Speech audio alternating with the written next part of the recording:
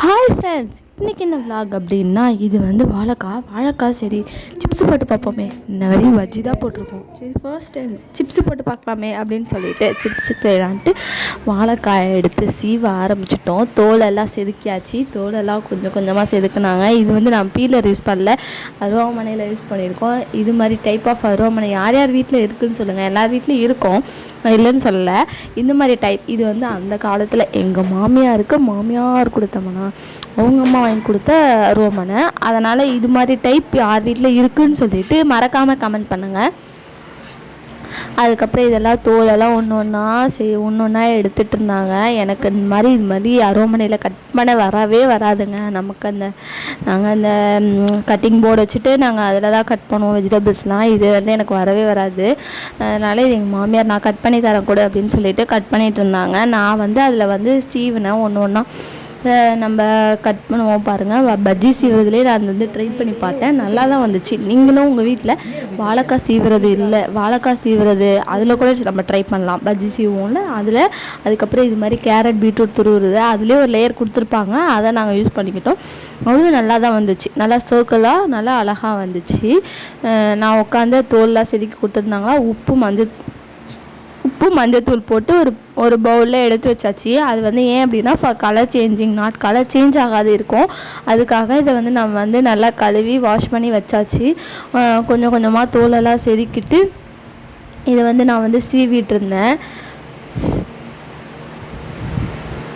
சீவி ஒன்றா எடுத்துகிட்டு இருந்தேன். இது எல்லாத்தையும் நம்ம அப்படியே மஞ்சத்தூளில் போட்டு உப்புத்தலில் போட்டு வச்சுருந்தோன்னா அதை அப்படியே ஒரு டிப் பண்ணி நல்லா ஊறட்டும்னு சொல்லிட்டு வச்சாச்சு.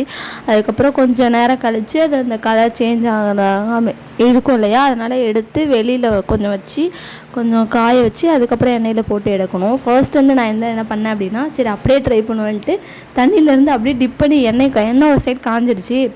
சரி நம்ம போட்டு பார்ப்போம் அப்படின்னு சொல்லிட்டு போட்டேன் ஃப்ரெண்ட்ஸ். போட்டதும் நல்லா படப்படன்னு பொரிஞ்சுது. எண்ணெய் இருக்கு இல்லையா, தண்ணி இருக்கு இல்லையா, அதனால். அப்புறம் நான் என்ன பண்ணிட்டேன், ஃபேன் காற்றுல வச்சு இது எல்லாத்தையும் கொஞ்சம் கொஞ்சமாக ட்ரைன் அவுட் பண்ணிது. இது எந்த காலத்தில் ட்ரைன் அவுட் பண்ணுறது அப்படின்ட்டு ஒரு ஷால் எடுத்துகிட்டு நல்லா வாஷ் பண்ண ஒரு ஷால் எடுத்துகிட்டு அதில் கொஞ்சமாக எல்லாத்தையும் கொட்டி நல்லா தண்ணி கொஞ்சம் நல்லா அப்சர்வ் பண்ணிச்சு. Cotton shawl எடுத்துகிட்டேன். அப்சர்வ் பண்ணதும் அதுக்கப்புறம் நல்லா இதாகிடுச்சு, ட்ரைன் அவுட் ஆகிடுச்சு. தண்ணி எல்லாம் டவுன் அவுட் ஆகிடுச்சா. அதுக்கப்புறம் கொஞ்சம் கொஞ்சமாக அதை போட்டு ஒரு பேட்சாக போட்டு எடுத்துட்டோம். அதான் கொஞ்சம் கொட்டி காய வச்சுட்டு இருந்தேன் ஃப்ரெண்ட்ஸ். இது மாதிரி சரி சிப்ஸ் ஹெல்த்தியாக நம்ம வீட்டில் ட்ரை பண்ணி பார்ப்போமே. வீட்டு குட்டீஸ்லாம் பார்த்தா கடைக்கு போனால் அந்த சிப்ஸ் இது மாதிரி ஐட்டம் தாங்க பிடிக்குது. அதனால் சரி கொஞ்சம் ட்ரை பண்ணி ஹெல்த்தியாகவே கொடுக்கலாமே, வீட்டிலேயே கொடுக்கலாமே. அவங்க கடையில் என்ன ஆயில் யூஸ் பண்ணுறாங்கன்னு தெரியாது, நம்ம வீட்டில் கொடுப்போமே அப்படின்னு சொல்லிட்டு கொடுத்தோம் ஃப்ரெண்ட்ஸ். அப்புறம் எண்ணெய் வந்து நல்லா ரெடியாக இருந்துச்சு ஃப்ரெண்ட்ஸ். அதுக்கப்புறம் அந்த எண்ணெய் சுட எண்ணெயில் நம்ம ஒரு பேட்சாக நம்ம காய வச்சுருந்ததை ஒன்றா எடுத்து போட்டாச்சு. அப்படியே கொஞ்சம் நிறைய போட்டோம், அப்போ தான் சீக்கிரம் கொஞ்சம் வேலை ஆகும் இல்லையா. அதனால் ஃபுல்லாக போட்டு அப்படியே நல்லா தலபுலன்னு கொதிச்சாங்க. அதை கொதித்ததை நல்லா கொஞ்சம் டைம் எடுக்கும், கொஞ்சம் பெருமையே வேணும் இது வேகிறதுக்கு. கொஞ்சம் நல்லா பாயில் ஆகணும் இல்லையா. அதனால் அப்புறம் திருப்பி போட்டுட்டு நல்லா ஒரு மாதிரி சவுண்ட் வரும், கலன்னு சவுண்ட் வரும். அது மாதிரினா நல்லா ஃப்ரை ஆகிடுச்சின்னு அர்த்தம். அப்போ ரெடி ஆகிடுச்சி அப்படின்னு சொல்லிட்டு நம்ம அதை எடுத்தாச்சு. அதை எடுத்துட்டு நம்ம வந்து உப்பு மிளகாத்தூள் போட்டு மிக்ஸ் பண்ணி வச்சுருக்கணும். அதை வந்து நம்ம சூடாக இப்போ எடுத்தோம் பாருங்கள், அதில் போட்டு நல்லா குலுக்கி விட்டோம் அப்படின்னா நல்லா டேஸ்ட்டாக ரெடி ஆகிடும்.